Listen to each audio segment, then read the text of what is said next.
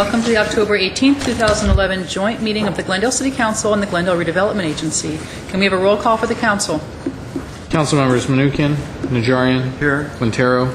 Weaver. Here. Mayor Friedman. Here. And a roll call for the redevelopment agency. Agency members Friedman. Here. Najarian. Here. Quintero. Chair Manukian. Vice Chair Weaver. Here. We hear your report, please.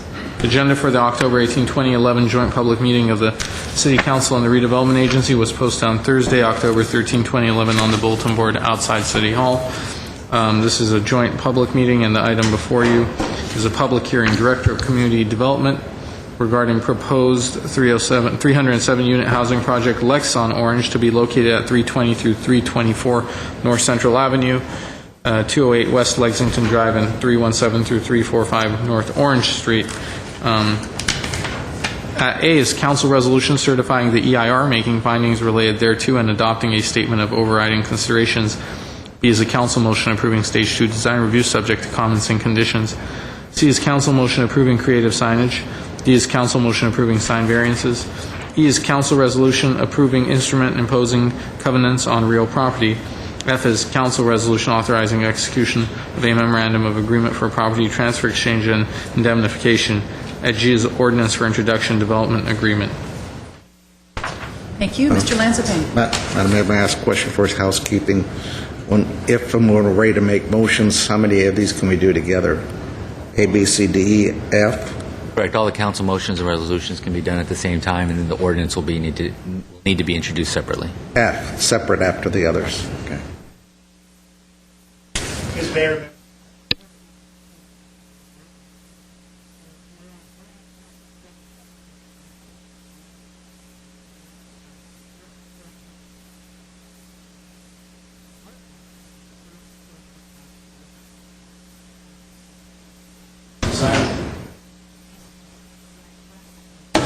It is the first project, I believe, that the City Council will be looking at after the redevelopment agency was stayed, and so the Council will be doing design review. It is also one of the first projects that is coming along in a wave where we're seeing the financing markets start to thaw, and so we'll see some more development. It is also one of the first projects that will be utilizing the development agreement to pay Parks and Libraries fees early that you approved this summer. There will be 2 or 3 more in the meetings to follow. It's a housing project. It does add a 24-hour presence to the downtown, and we believe will support our local businesses, the retail, restaurant, and service that are down there by having approximately 300 units. As I said, one of the approvals is a development agreement. We'll come back to you. Should it be introduced today, we'll come back later next week. Mark Berry has a presentation on each of these approvals, a brief presentation. Then we'll turn it over to Tony Locacciato from Impact Sciences to review the environmental study and evaluation that was done. Finally, we'll turn it over to the developer to walk you through the final design. So I'd like to introduce Senior Redevelopment Project Manager Mark Berry.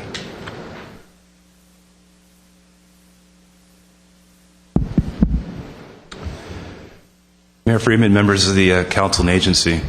The Lexon Orange project is located on Central Avenue and Orange Street on 2 separate sites that are separated by a public alley. The first site is just under 1 acre and is located on the east side of Central Avenue in the 300 block, roughly at the intersection of Myrtle Street. And the second site is about 1 3/4 acres and is located on the west side of Orange Street, bound on the north by Lexington and on the south by the current parking lot for the Sears Auto Center. So it takes up about 3/4 of the block. The project is being presented today for final entitlements, which include design review, secret certification, approval of sign variances, creative sign, and density bonuses. As Phil noted, the project did receive Stage 1 design approval on March 15th of this year. The scale and size have remained essentially the same. Both buildings are 5 stories and up to 75 feet in height. The project has a total of 310 units. Of these, 3 are live-work, located on the ground floor of Central Avenue. In that building are 106 units, and then on the Orange Street building are 204 units. Along Orange Street, the project continues to have ground floor residences with direct street access, and the project also retains a second-level pedestrian bridge over the alley that connects the two buildings. As Phil noted, the project architect, Simon Ha, will present a further in-depth review of the project design features. The project has been reviewed by the Planning Design Studio, and they are recommending approval without conditions. The project includes 4 wall signs, a window sign, and directional informational signs that do not comply with code and require variances. The variances are needed because wall or window signs of any type are not permitted by the DSP for a residential project, and the proposed number and location of the directional signs exceeds standards. Staff believes the wall signs are appropriate for the project. 3 of them would comply with the zoning standards for commercial property, and the 4th, that exceeds the size and location limits, provides a design solution. It's located on the southern facade of the Orange Building, which fronts the parking lot, what that does is creates a very, very visible facade that abuts a property line, leading to the inability to put like windows and other fenestrations that can help with that facade. So we believe that the sign does add a design solution to that area. Staff also believes the window signs are appropriately scaled for the project, and the height of the directional signs, which deviate from code, are appropriate to enhance their visibility. Staff has analyzed the variance request and has prepared findings in support of the variances. The applicant is proposing to use a density bonus provided by the DSP. The project's height is within the standards for the Orange Central District, but the FAR exceeds the 3.0 limit allowed by right in that district. The applicant is proposing to use the public open space incentive by providing about 7,400 square feet of public open space. This is being done by creating additional setback areas along the frontages of Central and Orange, and by pulling back 12 feet from the corner of Lexington and Orange at one of the residential lobbies. This would permit an FAR increase up to 3.97. The proposed FAR of the project is 3.53, so this is well within that range.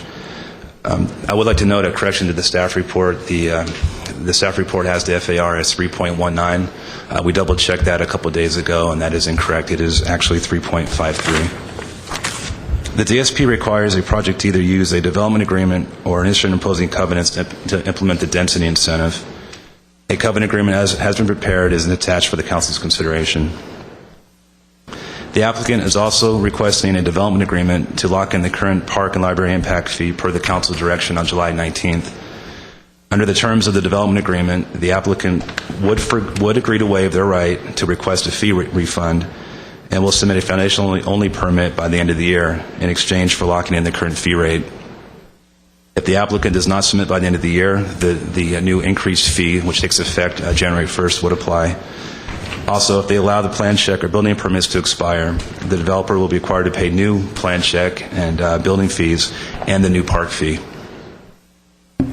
The development agreement only contains the provisions necessary to implement the fee rate structure. It does not vest any project zoning or other regulations, which is typical of a development agreement, and staff is recommending its approval.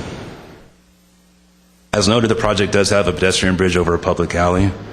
Staff is recommending that the council grant an air rights easement, authorize the construction and maintenance of the bridge. Unlike an airspace vacation, an easement agreement provides additional liability protections to the city and can be reversed if the need for the bridge goes away. In order to grant an easement, the developer would have to first convey to the city the property they own in the fee under the bridge, and in exchange, the city would be in a position to grant the easement. The terms of the exchange are in the draft memorandum agreement, which is attached as Exhibit 7 to the staff report. The resolution before the council would authorize the city manager to finalize the agreement and approve the documents needed to implement the exchange. Staff is recommending the council approve the resolution providing this authorization, and staff is also recommending the council approve the Stage 2 design, certify the final EIR, approve the sign variance, and create a sign, and the instrument imposing covenants. That includes my comments. I'd like to turn over the presentation to Tony Locacciotto of Impact Sciences to review the project's environmental impacts, and he'll be followed by Simon Ha to review the project design. I can't go back. Thank you, Mark. Good afternoon, Mayor Friedman, members of the Agency Commission and Council. As Mark said, I'm going to give you an overview of the EIR. After preliminary review, 10 potential impacts were identified that required further study in the EIR you have in front of you. Those topics are aesthetics, air quality, and global climate change, greenhouse gases, a new topic the state's asking everybody to look at. Cultural resources, land use and planning, noise, population and housing, public services, recreation, traffic circulation and parking, and utilities and service systems. The information analysis in the final EIR you have shows that the impacts would be less than significant for a majority of the topics assessed. For aesthetics, the project will have no significant impacts on scenic vistas, the visual character of the site and the area, shade and shadow, or light and glare. Air quality and greenhouse gas, the analysis completed in accordance with the Air District standards show that the permanent air emissions from occupancy and use of the project would not be significant. The increase in greenhouse gases is also not significant under the Air District standards. You're replacing some retail, commercial, and office uses with new uses, and in fact, the quantified greenhouse gas modeling analysis in the document shows less than a quarter of the amount of gases that is considered significant by the Air District will be generated by this project. So that impact's less than significant. Cultural resources, there's one building on the site at 208 through 210 Lexington that's a little over 60 years old now. It was built in 1950, so a historic resources evaluation was completed at that building. It's the office building that was built in 1950 for Pacific Telephone and Telegraph. The study shows as over time there's been a lot of tenants in that building. The interior has been totally remodeled numerous times. And the building isn't associated with any historic persons, events, and the architectural style's pretty basic. So that's not a resource and there's no impact there. Project's consistent with the downtown specific plan and general plan standards, so there's no significant land use and planning impacts. Looking at the uses on the site, increases in roadway noise effects on the uses, no significant impacts. The growth associated with this project is within growth projections for the city, so there's no significant population and housing impacts. Impacts to fire protection services will also be less than significant based on the fire department review of the project. Traffic, circulation, and parking. A traffic study was completed looking at 8 intersections, 4 on Central, 4 on Brand, basically all the intersections from Lexington down to Broadway. They all operate at a good level of service now, level of service A or B. When you take out the uses that are on this site and replace them with these new residential uses, the net increase in trips is pretty small, about a little over 100 additional morning peak hour trips and a little over 75 additional PM peak hour trips. That amount of trips won't significantly impact any of these 8 intersections. Level of service at 3 of them goes to a level of service C in the PM, and that's still a high level of service.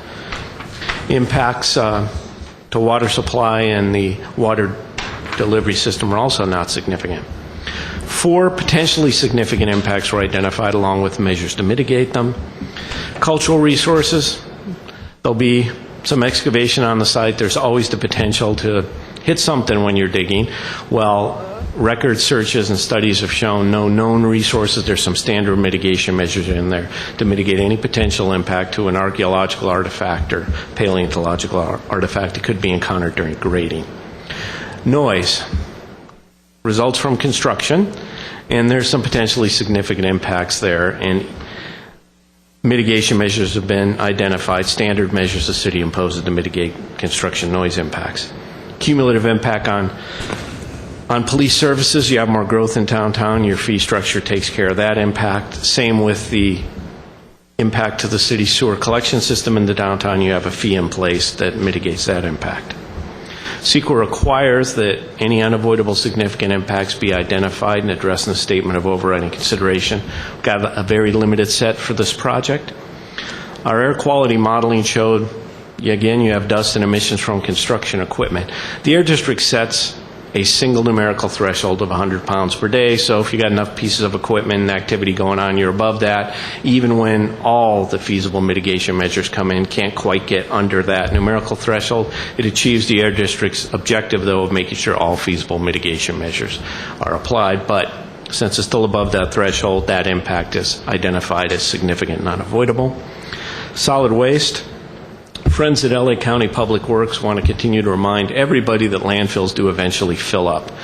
So they consider every project to contribute to that long-term cumulative impact on landfill capacity, even though all the normal and standard measures are incorporated into the project to minimize those impacts and encourage recycling. Related to recreation and to public services, the impact on library services, as I know all of you know, the city has a recreation impact fee. You've also determined you wanted to set aside some of your tax increment to fully mitigate impacts to parks, but since the state's taken some actions related to redevelopment agencies and there's pending legal action, there's no guarantee you can use your set aside the way you intend to. So at this point in time, that's the reason that's identified as a potentially unavoidable impact. That's it for the unavoidable impacts of the project. And then on the final EIR too, I wanted to note that the city got only one real comment letter from Caltrans. Despite the small size of this project, they asked for some more analysis on the freeway, so we did it to show them that 12 additional trips would not cause an impact on the 134 freeway.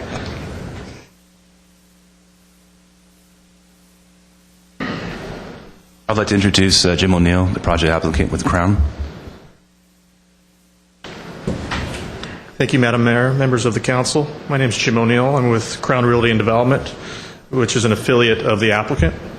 Since 2004, we have been patiently assembling the land for this project and are now very excited to present for your consideration the Stage 2 design.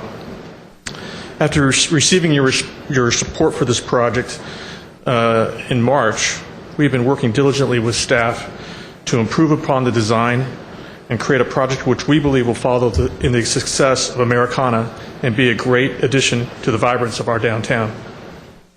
I would also like to note that as part of our design changes, we are now elected to exceed the city's minimum Cal Green Sustainable Code and are now targeting the project to obtain a LEED Silver certification.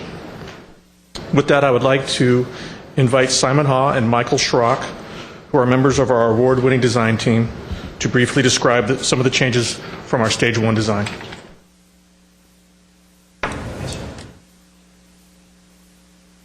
Thank you. Good afternoon, Mayor Friedman and members of the council.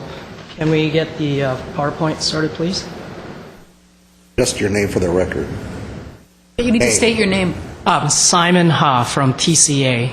Thank you.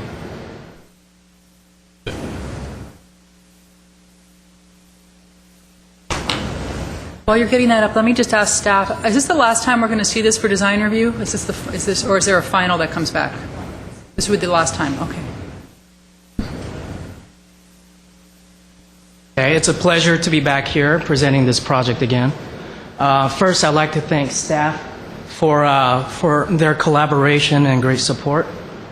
And what we have here is a 310 units of hip urban luxury apartment. On the site, we have two buildings, one smaller one facing Central, and the larger building B facing Lexington and Orange Street. And here you can see the massing of the two buildings within the context of downtown. It's easy for an architect to come in when city has a great vision and set up a framework for us to do this type of urban infill. In a lot of different places, we would have to go through variances and zone changes in order to do what we're proposing to do here. So I would like to commend the city and staff for coming up with a great vision.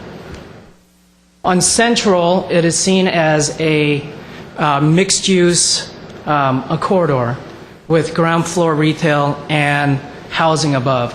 Currently on the site on Central, we have two buildings, one appliance store and a Canon store to the left. We're proposing a 4-story plus mezzanine over 3 live-work units on the ground floor. And at night, we have worked with our lighting designer to come up with a great lighting scheme to work as the terminus for Myrtle Street. On Orange Street, the DSP's vision is to make Orange Street a premier residential address in downtown Glendale. So we follow that lead. This is what is existing there. And this would be the building scale at Lexington and Orange. And again, a night shot. This is our second lobby into this building. Down below, you can see the entire length of the building, which is broken up into two masses. On Orange Street, once again, here's the before picture. And a 4-story housing over ground floor stoop units, both on Orange Street and Lexington. And I will take you down after this night shot, which shows the corner units on the Orange Tower. Right below it is a residential lobby along with the leasing office.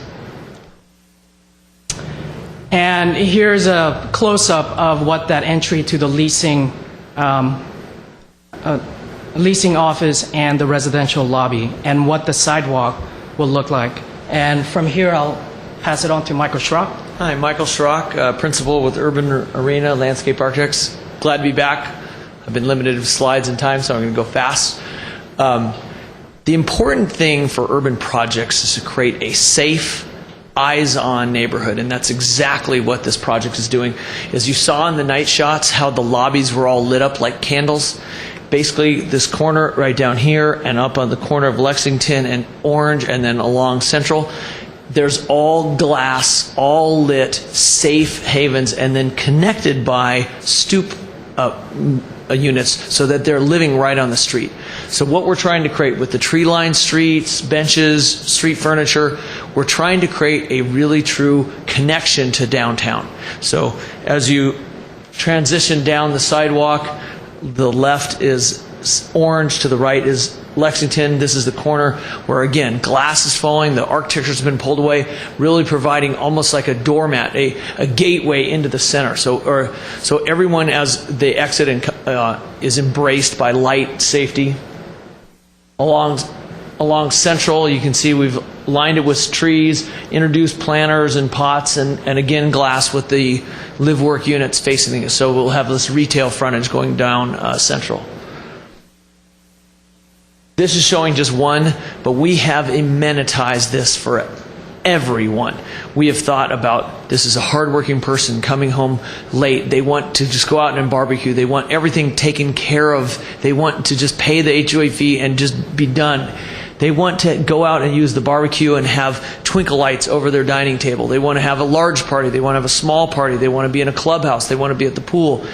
We've designed individually every single courthouse,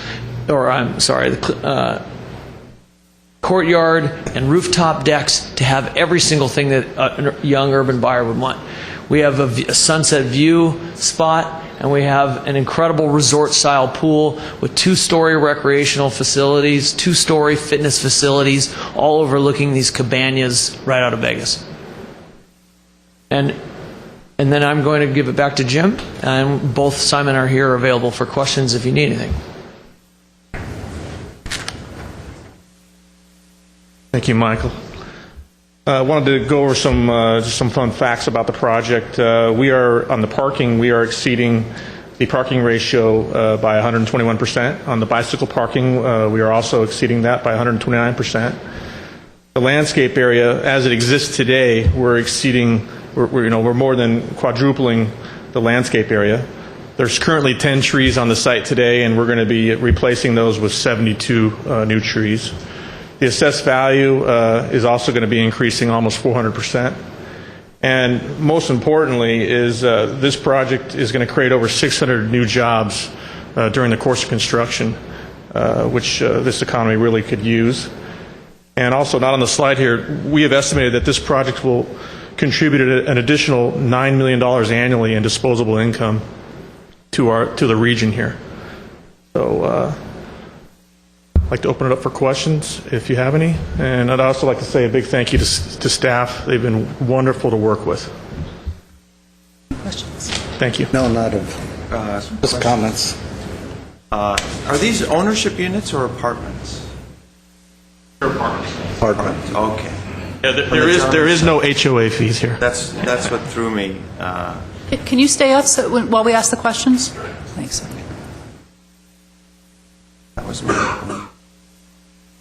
I have a question. The last time that we met, I had talked about the facade that faces the back of the consulate.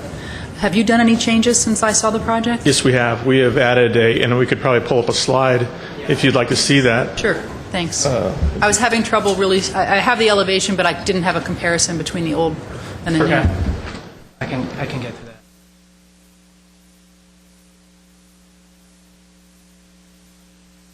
Okay, we're going to a slide for GTV6. We left out a few of the slides. Right. You have a lot of slides. Excuse me. Here's that elevation that you were talking about. And this was one large mass, and we have broken down into 3 larger masses accented by the orange inset where the balconies are. Thank you. Sure. Okay, I think that's the only questions right now. I'll go to comments. Thank you. Thank you. Mr. Weaver? Well, I've been briefed on it. You know, my old adage, I always say, land of the did those are like Spanish architecture, but kind of live in the current days. I'm sorry, Madam Mayor. I think we need to open the hearing. Open and close. I will open the public hearing. Thank you. Want me to start over? You can keep going. It's okay. So I'm trying to get used to modern architecture. As far as I can tell, it's nice. The colors are fine with me. Working with this site is good. 7 open spaces areas, each one different, as you talked about, which is great. So whether you have kids, whatever, you have a particular area where you can go to, including one for dogs. Up in the corner of Orange and Lexington. That'll be nice. I asked it, does it get flushed? And it gets flushed and cleaned, so every few hours it's cleaned for the dogs that might come up there. It's a nice site. I'm happy to see something finally happen in this city. We've heard, whether it's true or not, Glendale Center Theater said they were having problems with people coming to the theater, and I said stand by. We have over 300 units coming right across the street. Damon's and Porto's and Jack's and the Glendale Center Theater are all going to benefit by having these families there, because undoubtedly some are going to use all the resources. And it's being done the right way. Yeah, when you're trying to hit more of the young people, whatever, and they come home, they want to be able to relax, the poolside, or they can get a drink and relax, whatever. And this will do it. Having the increase in value in the property sure doesn't hurt the city at all. So I'm happy with it. The only thing I would ask staff, Mr. Starbird, it's been mentioned with the downtown specific plan, we have to still consider changing or accepting variances on creative signage, whatever. I'm just wondering, we have a number of other projects that will be coming, and if they have similar problems, is it something we ought to address as a council or agency so we don't have to go through this little process every time? Thank you for noticing that, Madam Mayor, members of the council and the agency. We have recognized that the way that the code is written on signage is not going to be consistent with our vision of downtown, and as late as today we had another conversation about amending the sign ordinance so that in the downtown specific plan area we have more permissive signage, and we're going to use these projects as models, because we now know that the kind of signage that's coming before you for these projects is acceptable, and based on these we're coming up with new standards for downtown. It's creative signage, so it's something we didn't visualize at the time we're developing the plan, downtown plan, so that'd be the only thing. That's 2 less things for the applicants to worry about. So I'm happy with it. I just hope we can get it approved and get it going. It's been a long time since we've had anything really going down here. This will just be a catalyst for more business to come to the city because we're providing housing downtown where we really need it. So thank you for finally making it work after, you said 2004 you started? 7 years. Oh, geez. They say government takes time. I guess we maybe contributed a part of it, but with this economy, it's nice to see the money loosening up.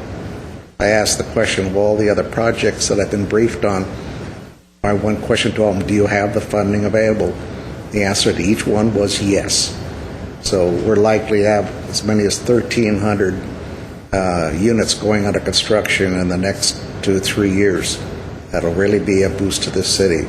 This is a great start down there. I know a lot of people will be at the door to try to rent these apartments. So I'm happy with it. Thank you. Mr. Najarian.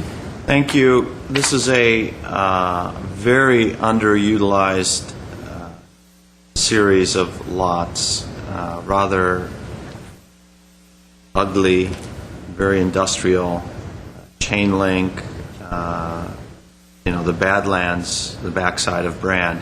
I'm glad that we're able to have a project like this that goes in there that is going to bring some strong residential factor. I think it's nicely designed. I have no problems with those signage, both the creative aspect of them, or I think the number of signs as well. I'm happy that the parking is well addressed. Light, it's airy, it's open. Sort of cringe at the word hip because today's hip is tomorrow's rad or awesome or whatever. But I do like the urban luxury component of the pitch, and I'm happy to support it. And Mayor, may I add one other thing? Sure. Based on what Mr. Najarian said. At one time, a few years ago, I pulled a map and calculated out in this block, including over to Brand, what was the comparison of asphalt to buildings on that area? Over 60% of the land mass was asphalt parking. We're going to reverse that here. So let's get away from all those hot parking lots. Thank you. I also support the project, and I want to thank the applicants for being so responsive. As far as I can remember, everything that the city has asked the applicants to do and everything that council has asked the applicants to do, they've done. I think it's wonderful that the project's now going to be LEED Silver. That was a surprise to me today. And I agree with my colleagues about their comments of this project being a catalyst to revitalize this part of Central. With that, do we have a motion? One of the questions that reminded what you said. The pools can be solar heated? The answer was yes, the pool is Yeah. going to be solar heated. That'll be a first. So less heating for the project. Out of curiosity, is it a there. saltwater pool? Or, The solar will be able to heat not it. that it matters to me, but The solar will be able to heat it to over 85 degrees. I know that the saltwater is kind of the hip The new saltwater thing. systems, we're evaluating that right now, based with the health department, and there are certain standards that we have to adhere to. And the chlorine system is a very proven technology. The saltwater, we're still evaluating that. Okay, But I do support that concept. okay, thank you. Okay, I'll move. okay, I'm going to close the public hearing. I'll move 1A, B, C, D, and E. Second. Okay, we have a motion and a second. Can we have a roll call, please?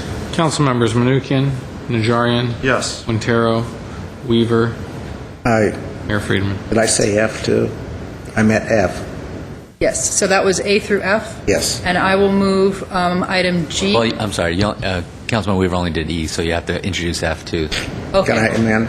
Or I'll just, You have to I'll do move, F I'll move 1F, sorry. Second. My glasses. Okay, roll call, please. Council members Manukian, Najarian, Yes. Quintero, Weaver, Aye. Mayor Friedman. Yes, G is an ordinance to introduce. I will introduce G. 1G.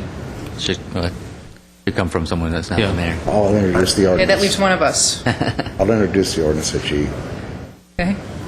Can I second it, or do I have to second it, or it's just introduced? Okay.